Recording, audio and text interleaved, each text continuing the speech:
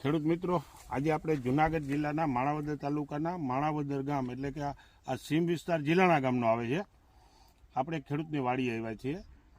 ખેડૂતનું નામ છે વિનુભાઈ સુરેજા અને ભાવેશભાઈ ભગવાનજીભાઈ ડેકીવાડિયા.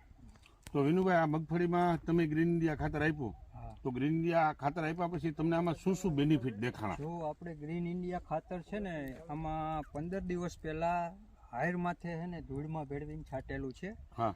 અને એનો ફાયદો આપણને અત્યારે માંડવી જોતે આમ લાગે કે બહુ સારો એવો ફાયદો થયો છે. બરાબર. તો બધા ખેડૂતને થોડુંક વિનંતી આપણે કરીએ કે ભાઈ આ ખાતર વાપરો તમે, આનાથી પૂરેપૂરું રિઝલ્ટ મળશે.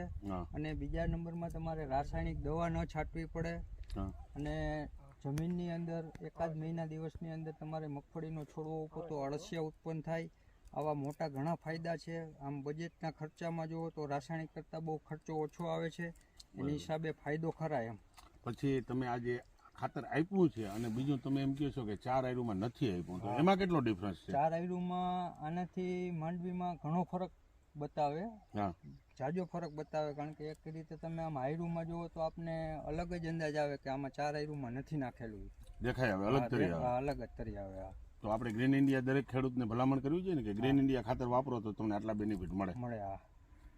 સરસ. વિનુભાઈ, તમારો મોબાઈલ નંબર બોલો. 99790 24 8 71. બીજી વાર બોલો.